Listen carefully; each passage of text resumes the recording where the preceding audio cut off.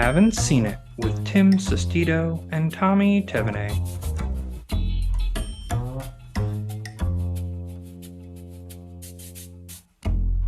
Hello, everybody. Welcome on in. Thank you all so much for listening today. This is a podcast where one of us is watching a movie for the very first time. I know that is myself today. Tommy, have you seen The Prestige before? Yeah, I saw this in theaters back in the day in seventh grade, and Ooh, look at I you. didn't. I remember the only thing I can remember from this movie, like back then, was seventh grade Tommy was like, "The fuck did I just watch?" I did not understand this movie whatsoever. On rewatch, a little easier to comprehend. So, It's not. It's very Nolan-esque in its yeah, themes. It's very Nolan-esque in its concept, and I think we'll just kind of probably discuss a little bit more just about like Nolan movies because I think sans the Dark Knight trilogy, which has definitely has his aspects in it. No problem. Those are easily like the most linear and like the most, digestible of. yeah, easiest to fucking understand. I mean, like, on the scale of like Nolan, like bullshit, like of like, you can't understand the movie. There's Tenet, which I feel like I'm gonna have to watch over and over and over again I just to still haven't even comprehend. watched. I haven't watched Tenet. I do want to watch it. I just haven't. It's just one of those movies that just like you watch it and you're like even more so than this, where like this movie, I feel like on rewatch wasn't as confused as I thought in middle school, but Tenet is just like so incomprehensible in some ways, where it's just like, all right, dude, like come on, like you can make it a little bit more less confusing, I guess. So, we'll discuss more. But there's something with Nolan. I mean, like, I haven't seen Memento, but I know Memento has the backwards linear structure. I'm trying to think what else I've seen. Insomnia is somewhat confusing here and there. I mean, like, Inception obviously is just like a mind fuck of a movie right there. So, I mean, like, this guy loves to deal with confusing and challenging movies I, and challenging narratives. I don't think it's. I think it's deliberate, and I don't think it's necessary. I think it's always more so with him. It's a more thematic Yeah. than I like don't the point of like getting the understanding of the plot. And I think that kind of keeps in line with because like he's not a surrealist at all. It's not like a David No, Lynch film, but in terms of like the plot is just something to keep you hooked. It's not the end all be all of the film. Is definitely no. something more Nolan-esque. Like I would even say like I think The Dark Knight is top two, probably is easily my favorite superhero movie of all time. And Tonight is the tonight of our recording is actually the 15th anniversary of Dark Knight, God which damn, I feel old now, yeah, we're getting bro. fucking old right there. So I mean, like, Oh, obviously holy. we both seen that movie, so Did that's you why we're just not see covering in the this. did you just see, Tommy, the gray hairs that just came in when you said that Yeah, sentence? Like immediately. they just started I flowing mean, in, dude. Oh my it fucks with God. me because like I remember like seeing like the 10th anniversary screen of that, and now you tell me that that's 5 years ago. It's like what the fuck is time? So obviously we both seen the Dark Knight, so that's why we're not covering this. Oppenheimer is coming out this weekend. We're both pretty excited for it. I don't think I'm gonna be able to see it this weekend. I don't think I'm I going to see and my Barbenheimer. Are you going to do a double feature, Timmy? Are you see Barbie too? I don't have. I'm going away this weekend, but I am doing a Thursday screening of Oppenheimer just because I feel like Yeah, if one is not one is likely going to stay in theaters a lot longer than the other, and I think we both know which one it is. I think But Oppenheimer is getting a lot of really good press, like a lot of incredible reviews. I I think mean, I think Barbie coming out with Oppenheimer and then like Christopher Nolan being like one of like the five director names that like people know is actually helps Oppenheimer, I think, versus like Oppenheimer coming out in like the middle of August. yeah, I think those two dates and like just like the fan messaging behind Barbenheimer. I think I saw that AMC reported that there's 40,000 tickets sold of both Barbie and Oppenheimer opening weekend. yeah. I mean, like, That's a lot. And I'm talking about like on the same day from the same person, like yeah, one screening of one into the other. it's fun. I mean, like, I've definitely done stuff like that before. I mean, like, 4 or 5 years ago, there was Toy Story 4 came out, and then the Child's Play remake came out. both two toy movies, obviously two different opposing tones or whatever like that. But I remember my buddy and I, we saw Toy Story 4, and then we snuck into Child's Play. It might have been the other way around, but still, that was a little different.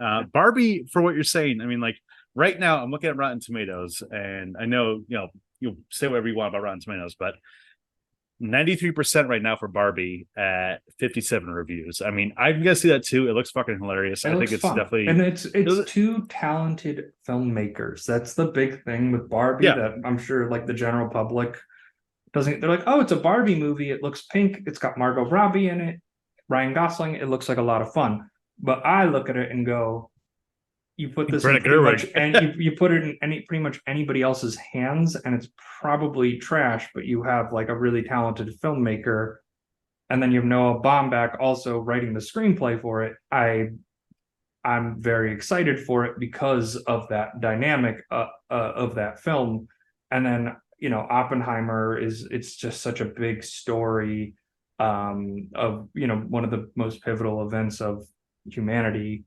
And I just think it's like it might be the last great cinematic event that we ever have, because if Yeah. the movie studios have it their way, they will destroy the industry to try to save costs. It's insane. So this is just a little baby rant, because SAG-AFTRA has now joined the WGA on strike. One of the primary reasons for SAG-AFTRA going on strike, including the streaming revenue sources that they're just not getting residuals from, is that they want to start scanning actors AI, all full range of motion, and and use them in perpetuity without any kind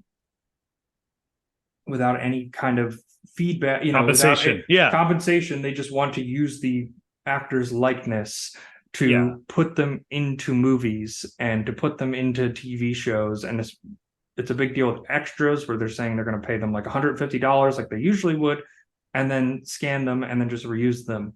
And I for the AI definitely has its functionality. It's going to take a lot of jobs.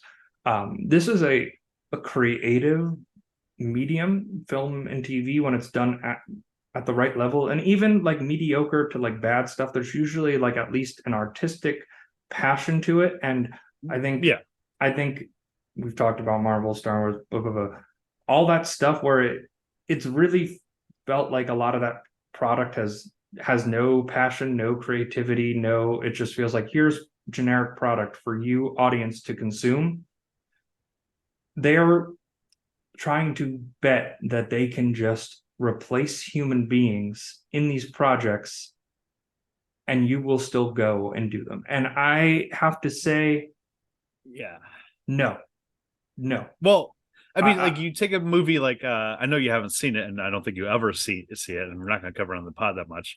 But we had the Flash movie that came out last month, and the Flash has an extended sequence of cameos that pretty much is just like, okay, here's Christopher Reeve, and here's Nicolas Cage's Superman. Spoiler: I don't give a shit. I mean, no one saw this movie, so whatever. I don't think people. And care. It's gonna look, and it looked like dog shit. I saw it looked like pictures. Rubbery bullshit, and it's just like, okay, like whatever. Like, is this really what we're doing? And then you have stuff like, the only time I can really I didn't really care if there's discourse about Secret Invasion, the Marvel show, where the intro to that would have like a montage thing that was created by AI. That's whatever. But like you have this thing where I was, before we recorded, I was listening to Sean Gunn, James Gunn's brother. He was talking about how he's also striking because of Netflix, because he was on Gilmore Girls for years and years and years.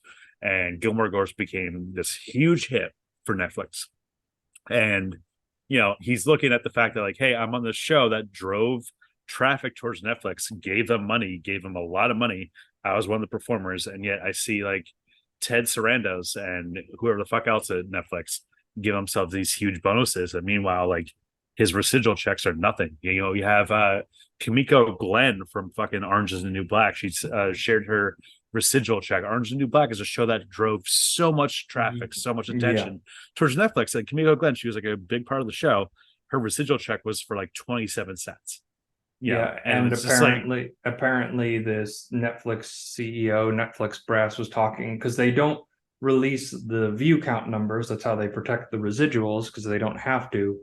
mm, Um, he was bragging at a party that it's like the most viewed thing ever, like based off their streaming numbers or whatever. And it's just it's a bunch of nonsense. mm. And like I'm here for the fair pay. I totally believe, artists should be paid for their work, no matter what you like or don't like it. Like I saw something like a She-Hulk writer, which show I'm never gonna watch, and it was pretty panned, talking about like how he wasn't getting any kind of residual check for his work. And it's like, nah, he deserves it, man, because I'm sure it drove a ton of traffic to Disney Plus for people to watch it or hate Yeah. watch it. Like people watched it. Um, and I'm part on that side, but for me, it's specifically this trying to use AI, like even to the highest extreme of something like Avatar, where it genuinely looks fantastic, like it's incredible CG. Well, that's one thing too, though, because But I'm in saying Avatar, there's an uncanny valley. The yeah, human eye will always be able to detect fakeness no matter what. yeah, And we were bombarded with it by the major studio system the last decade. I Luke think Skywalker and the Mandalorian. I mean, that looks fucking rubbery and fake. I mean, we just talked about Christopher Reeve. I mean, like, you have all this other stuff like de-aging technology, which, like, we were talking about this last week of Harrison Ford and Dial of Destiny, where, like, they could have granted, saved that's $100 million if they just cast a guy that looks like him, yeah, and save 15 minutes of the movie if they just started it and on the that's train. slightly different. But when you have the total things, I mean, like, we look at it like as memes of, like, the things on Twitch of, like, Seinfeld 24 hours, where it's an AI writes Seinfeld and it's all computers and stuff like that.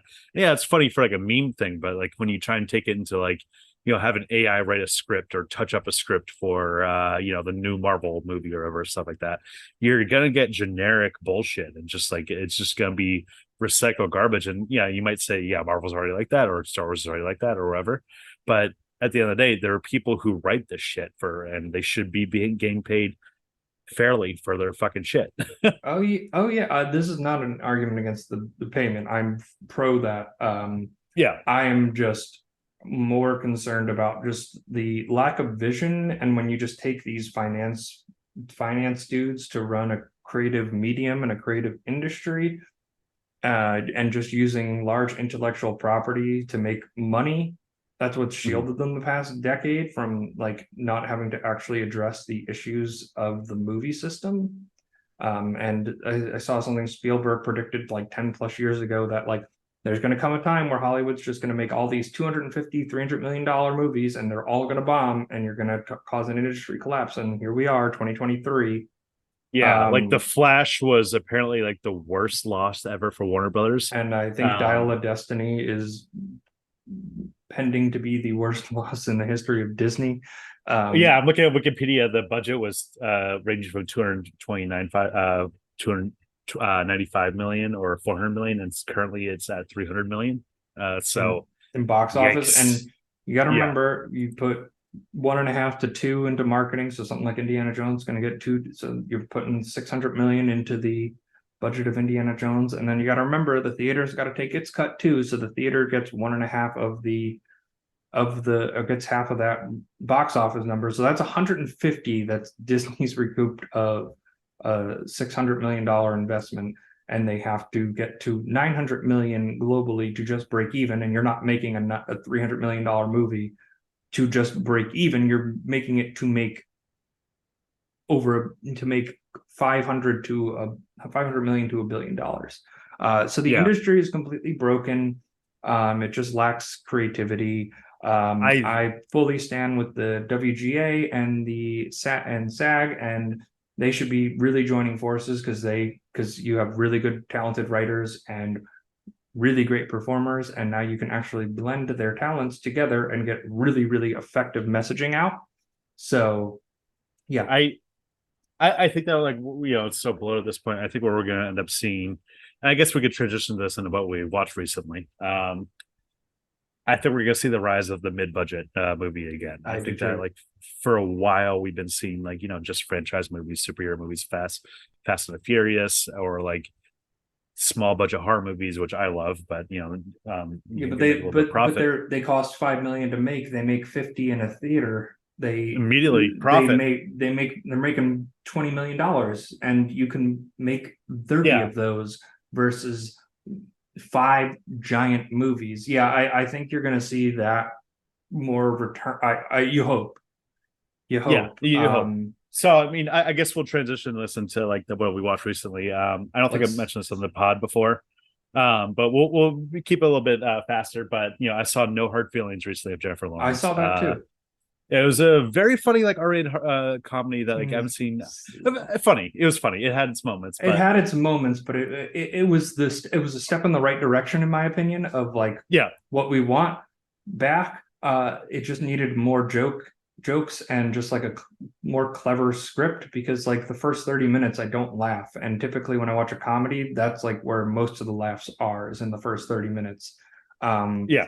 and it tried to kind of blend more drama, comedy. It was fine. It was solid little It, flick. but yeah, overall, I think that was a good flick. I'm glad I saw it. I mean, like, there's definitely some moments I laughed out loud, and like, I love the studio comedies of like 10, 20 years ago, the Seth Rogen's, the Adam Sandler's, whatever, and stuff like that's not really seen theatrical. So it's good to see like a really raunchy comedy in theaters, I even think if it made its money back too, which is yeah, right good. now. So yeah, we're gonna see movies probably like that more and more again. The A-listers sign up for stupid comedies again, and not just go straight to streaming. Let's hope. I saw Mission Impossible 7 Dead Reckoning Part 1. Whatever the Scientology's God name is, may he bless Tom Cruise for 10,000 generations, because that man just puts asses in seats and is pretty much single-handedly saving the theater industry, because actually they're actually trying on these productions. They're not filmed on giant green screens. They're filmed on locations with just incredible stunt choreography. Not the craziest script, which we'll get into with the Prestige. But it just solid action all the way through. Go see Mission Impossible Dead Reckoning Part 1. Go see Oppenheimer. Go see Barbie. Go see these movies that just feel like a breath of fresh air in a sea of just Yeah. a relapsed dung getting shoved into your face. But speaking of a movie that's not a relapsed dung, this is The Prestige. It was the greatest magic trick I've ever seen. On October 20th, every twist, How does he do it? every turn will reveal secrets you can't imagine. He has no trick. It's real. The Prestige, rated PG-13. So this is The Prestige. It's one of Nolan's earlier films. He filmed this in between Batman Begins and The Dark Knight. He started producing this, or coming up with the concept of it, in 2003, I believe. This was released in 2006. And they, once Batman Begins started, they had to put it on hold, and then they filmed it afterwards. Similar cast. I mean, Christian Bale, obviously Michael Caine. This was based on like a novel in '95. Sam Mendes apparently was originally supposed to direct this, but then the guy who wrote the novel ended up wanting to give it to Nolan after Nolan showed him his like movie, The Following or something like that. Mhm. And the guy who wrote this novel was so impressed by The Following, or Following rather, that he was like, I want to give this to Christopher Nolan instead, and like give a new filmmaker a leg up. So yeah, that's how it came to be. It's how it came to be. And this movie is I feel like, and we were talking about it before with Nolan and like his like mind fuckiness, like where he just, the plot isn't super linear. I feel like this is a very, very linear, straightforward movie. And the question mark just kind of comes in at the end with the twists, which Yeah. I think is really, really great, really, really effective, and I can't wait to watch it on a rewatch. And the other one felt like, well, what do we do? Yeah. One almost felt slightly cheap in a way. I mean, that's the thing. One felt really cheap, and it worked for me in the moment. Yeah, but but like cheap. When you think about it, it's like it's kind of a little bit cheap right there. And it's where you have to suspend reality and just Yeah. do that, which I'm fine with when the script and the performances and just the full production of the film itself makes it worth that allowing of your illusion, not when it's just cheap because it was a lazy script. It was just they hit this edge of the wall at the end of the script or the story. I've never read the novel this is based off of, but it is kind of a, well, what do you do? Yeah. I mean, I feel like this is I haven't read the novel obviously either, but I have to imagine it's not that much different than like, the novel it came from. So it's the problem of adaptation. But I mean, like I said in the beginning, this pod, when I watched this in seventh grade, this was a little dense for me, and I wasn't pretty much able to process it. But I noticed a rewatch that, like, for the most part, it felt a little linear. I mean, like, I didn't love how the movie went from like time jump to time jump to time jump, where it seemed like every scene was just like 5 years in the future or 5 years in the past, or that's the only thing I wasn't really a big fan of. But it still was pretty not difficult to follow, I would say.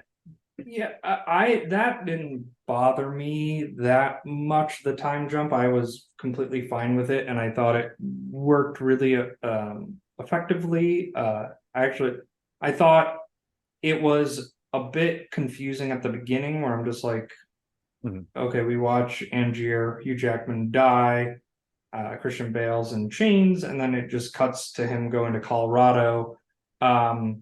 But I don't think you necessarily need this story told linearity. Like, it is just kind of a bunch of vignettes of the same characters at different stages. But it's a movie about obsession. It's a movie about it's a rivalry movie. It's kind of falls into the themes of a typical Christopher Nolan movie of like, what is real and what isn't. I feel like that's usually the crux of like what his movies are and what you believe in. And I think, like, for the audience, and I think why Nolan has had such success, like I think The Dark Knight, put in that movie just being so gigantic, really put him in like to the mainstream eye of like a household name to become like a Spielberg.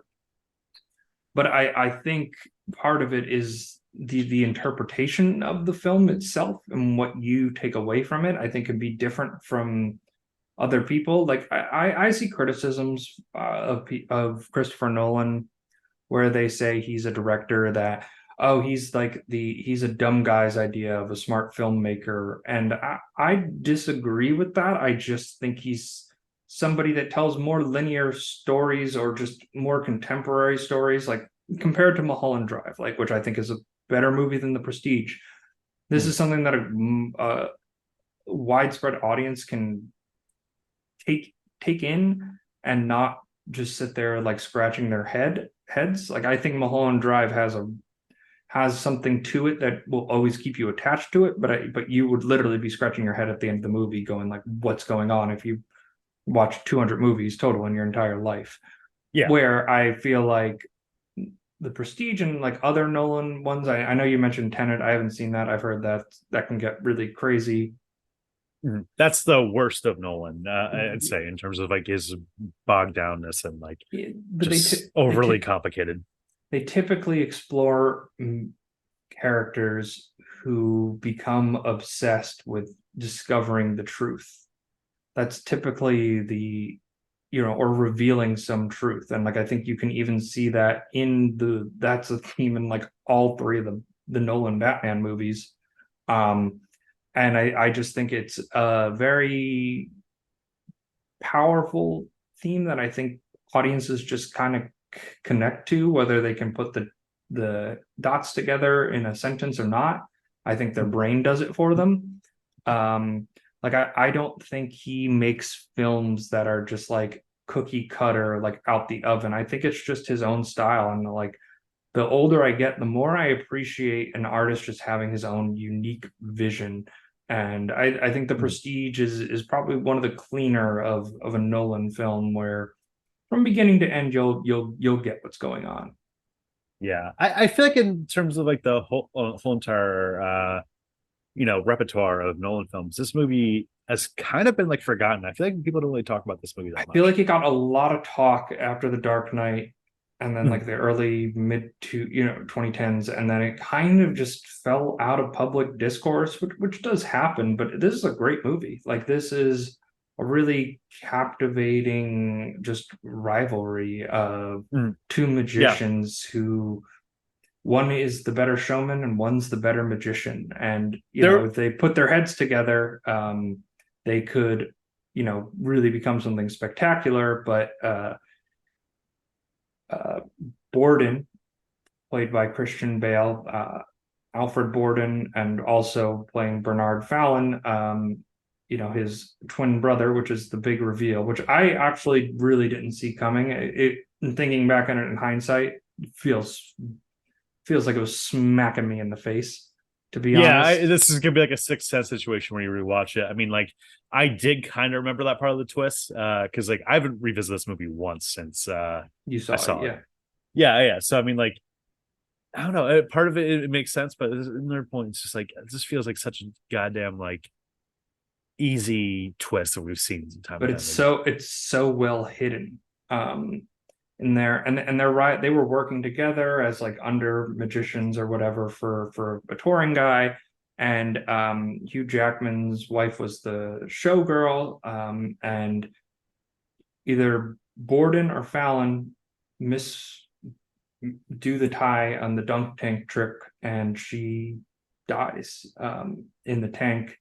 yeah. And I do love the Algier believes it was intentional.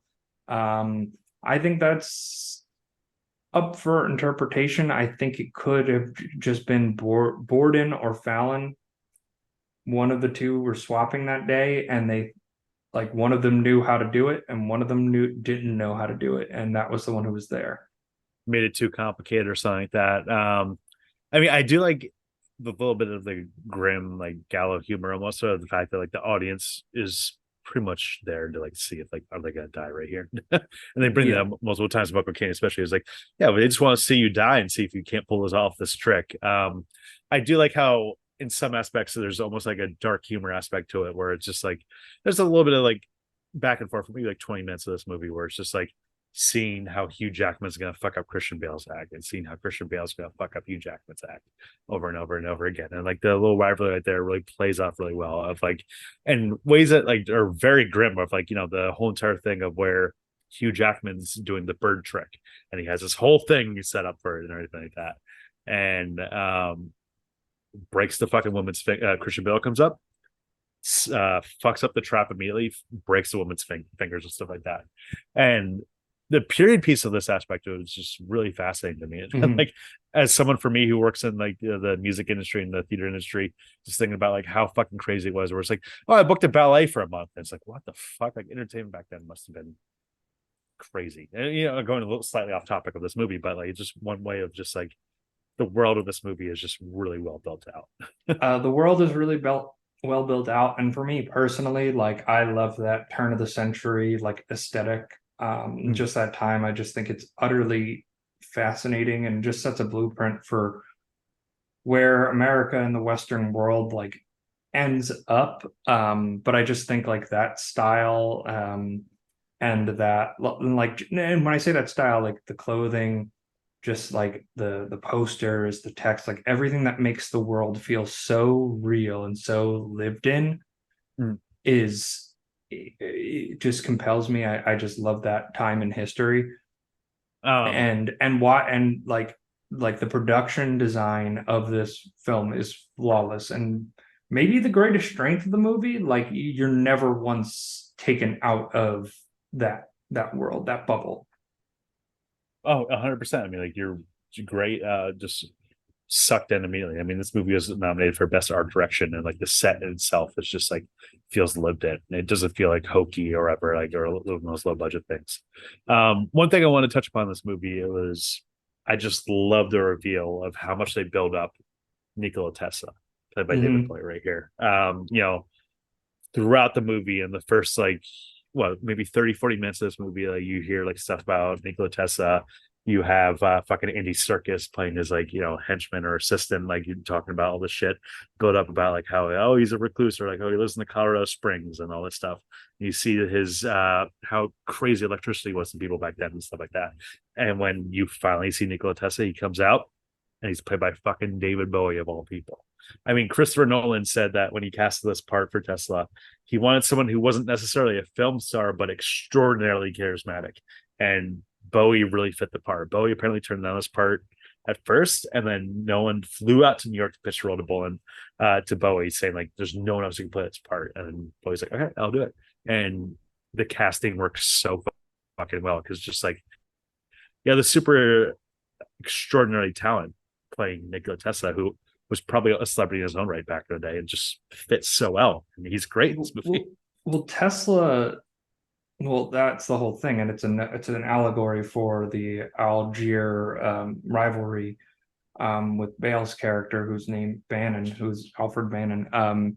They, you know, Edison stole a lot of his ideas that he gets a lot of credit for from Tesla, and there was a real rivalry there, and you see that come to fruition once the final machine is made, where the transporter trick, aka the duplicator.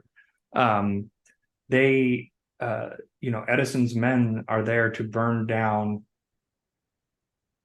Tesla's factory in Colorado Springs, and whether that's true or not, I did not dive deeper into the research, but you know, it's just another allegory. These men who are obsessed and have completely different paths of getting to that place, right? Where, you know, Tesla is kind of like the ratty underdog, you know, kind of the genius, if you will, and Edison's the more capitalist showman who sold it and made a lot of money and got his name out there better. One was the better showman, one was the better inventor. And then you have Algier and Bannon, one was the better showman, one was the better magician. It just plays into that story. It's weaving in so perfectly in terms of the impact of the plot and the impact of and just like as an allegory for what the story you're actually hearing, even though it's minimally in the background. It's great that it's there, and it's another layer to a movie like this where you get to really take it all in. So I guess we should talk about the ending of the movie, where we kind of hinted at it a little bit. The ending, the big reveal. So Christian Bale's character, Alfred Borden, is being hung for killing Angier during a show, which was quote unquote set up. We learn that it was set up by Angier, Hugh Jackman's character, because the big trick, the electric shock trick, where he appears 1 second after speaking, you know, not a stand-in, not a double. Yeah. It was a duplicating machine, and he would have to kill the version of himself that would now create. There could only be one of them that exists. And it's not really explained, which I'm thankful for. Just don't, like, it's ridiculous. Yeah, we don't need to bog down the science of it. You know, we don't need to bog down the science of it. And we learn that he is playing Lord Caldwell, who adopts Borden's daughter, and he was the one who wants to buy his tricks from him or whatever. And there's that final reveal, and you think Angier's dead at this point. And you're like, oh, what? How did this happen? While Borden is being hung and they're clearing out the theater from all the equipment, Angier is with Michael Caine's character Cutter, who's kind of the mentor character for Angier. Bernard, who is seen as this bearded, silent man who is just Borden's assistant, turns out it's his twin, and he kills the last Angier that's standing there. I think in the way it's cut, perfect. Like the editing in that sequence, perfect. It makes it so much more impactful than me just describing this to you right now, because repeated it to you like an eighth grade essay, and it's a lot cleaner in the movie. And you know, the twin thing, it was sitting in your face the entire time. Fallon there's is so many things within it. so many hits. I mean, like the whole Sarah played by Rebecca Hall and Scarlett Johansson played by Olivia, I think. I mean, with Christian Bale. I mean, like that's one of the big hints right there, where Rebecca Hall is just like, you seem like a different person. Like, what is going on here? And I don't love you today. I love you. Yeah, I don't love you today, but because one of the brothers loved her and one of the other brothers loved Scarlett Johansson, and they were just different versions of, you know, the same person, quote unquote. I feel like I get it in terms of that magician showmanship, and I guess it just shows how insane these two men were. But I feel like with your wife, you could just be like, yeah, like in public, we will never go out in public. Like one of us will be us, and one of like they can't know that there's a twin, but here you can know that like this is the one that loves you and this is the one that doesn't. It's one of those things, once you poke a little bit of holes in this, it's just like, yeah. How long was this going on from birth? No one ever knew, like, oh, Christian Bale had a twin. Well, it's not from birth. It's not from birth. It's from becoming a magician. When does this come forward? Yeah, you know, that's really the main crux of it, and it fixes in. It works because the movie focuses on both these men's obsession with getting to the top and being the premier magician. That it makes sense in the context because these guys were such lunatics that they would willingly wear makeup every day and dress up like a creepy old man to protect that secret. Yeah, it's one of those from the ones that, closest like, to them.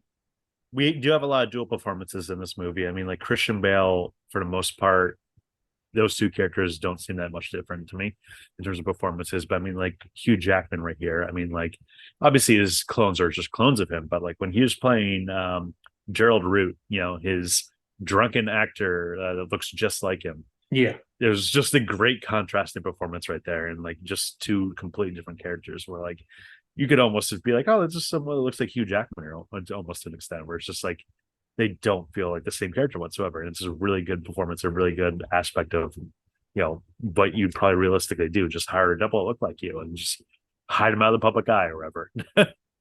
And yeah, I think that's a good transition, Tommy. I am a star. I'm a star, I'm a star, I'm a star. I am a big, bright, shining star. Tommy, who is the star of the show? Who gives the best performance? Because I think it's both leading men are great. Michael Caine's great. All the performances are great. Young Scarlett Johansson also great. That was a nice surprise. I didn't expect her to be in this movie. I forgot she was in it. So here's my take. I think overall, given their body of work, I think Christian Bale is far and away a better actor than Hugh Jackman, but I think Hugh Jackman gives, from what I've seen, the best performance of his career in The Prestige. Like, yeah, he no holds back. Like, he was fully invested. He runs away with this movie. I mean, like, you know, he was in the movie called The Greatest Showman, but in this movie, he's also a great fucking showman. I mean, his magician performances, I mean, like, I just love listening to him talk in this movie where it's just like, ladies and gentlemen, what you're about to see is considered dangerous. And just like really captivating performance. And like I said earlier, his dual performance of him playing Gerald Root in this movie is just really good different aspects. We see him, you know, humble, him being braggadocious, to him being a little bit more humble, and him being more drunken buffoon. He plays so many different aspects in this movie, and he's just a Swiss Army man in this movie, you know, Swiss Army knife. He is, and this is not discrediting Bale, but Bale definitely puts on a more stoic, grounded performance. He doesn't really kind of camp it up the way Angier does, which Angier doesn't really. This doesn't broach into camp at all, but you know what I mean in terms of that like versatility. Yeah, Michael Caine's also excellent in it. He just kind of plays Alfred in this movie. Yeah, essentially. But it's perfect casting, so you don't if it ain't broke, don't fix it. He plays the Michael Caine part. He plays the elderly Michael Caine part, the miscongeniality. David Bowie is definitely like a heat check, but he's not in this movie enough to say he won it. Yeah, it was. I think I would need to rewatch it knowing Bowie was in it, because I was almost just like, holy crap, that's David Bowie, and Yeah. not so much like evaluating the performance. Andy Serkis is great. Nolan always just gets great performances, has interesting, unique movies. And that's just fully on display with the cast here. You know, I'm very excited for Oppenheimer going Thursday.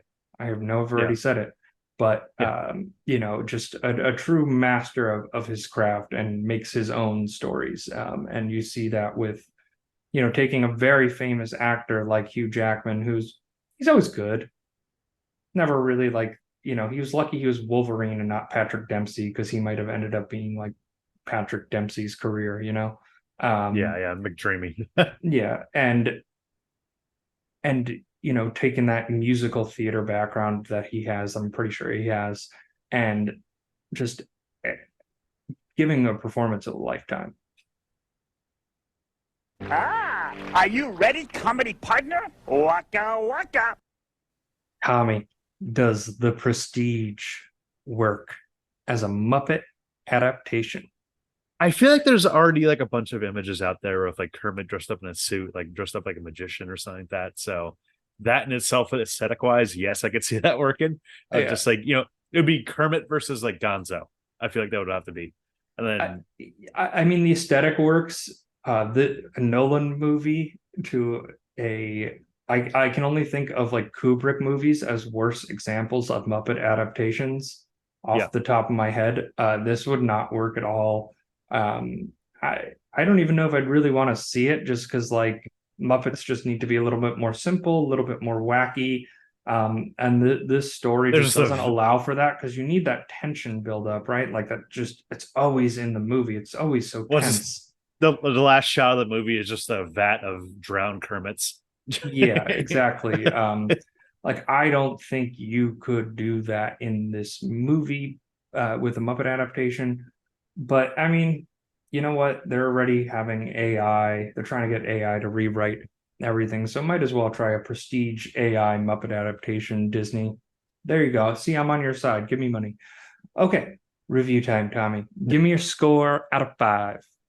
So when I first saw this movie way back in 2006, 7th grade Tommy hated this movie. He was like, I don't understand this. This is too complicated and whatever. And on rewatch, you know, what, 15, 16 years later, I thought this was a really captivating movie. It wasn't nearly as hard as to follow as I remember. I mean, maybe it helped that I knew the twist, but this is just a very captivating movie about a rivalry between two magicians and the different ways that they show themselves up. And the performance of Hugh Jackman is amazing in this. Christian Bale's amazing. David Bowie, the build up to him is incredible, and it pays off. Mm-hmm. I'm going to go 4 out of 5 for this. This is a very captivating movie. I think that this is one that I probably should have rewatched a little bit more back in the day, but I'm glad I did now.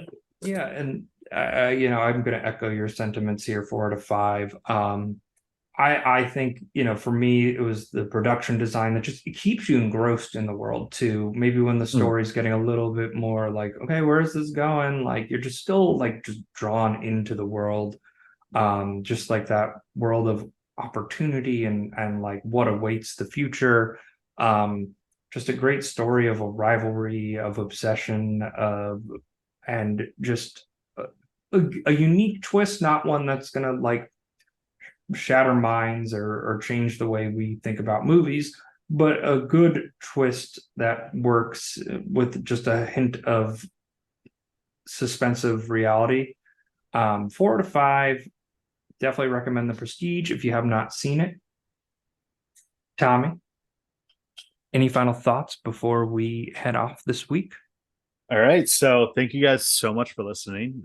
You can follow us on social media at SeenItPod. That's on Twitter, Instagram, TikTok, and also Threads, which we're kind of slowly. Yeah, threads lived as hard as it felt, man. It's already irrelevant. It's already irrelevant. So yeah, but you can, I guess, occasionally see us on there. But you know, coming up next week, we are celebrating Arnold Schwarzenegger's birthday. I don't know what this might be his 76th birthday, which is insane. So we had a poll up on our Twitter. I think by the time this episode's released, the poll will be over between Commando, Total Recall, and Conan. Right now, it's looking like Total Recall is going to take the win. So I'm very excited. We're going to cover another Paul Verhoeven, third Paul Verhoeven movie we're going to be covering on the pod after Basic Instinct and our RoboCop episode. So Then we could do Starship Troopers at some point. Starship Troopers, which you've never seen. I saw a double feature. This RoboCop and podcast is a Starship full Troopers. education for me on Verhoeven. Verhoeven, yeah. So get ready. I think we can call it now. Total Recall next week. Even if it's not the case, we're going to do the one we want. So it's going to be Total Recall. Yeah. So all right. Yeah. So and also leave us a 5-star review, Apple, Spotify, wherever you get your podcast. Really helps us out. So Thank you all so much for listening today. We will see you next week.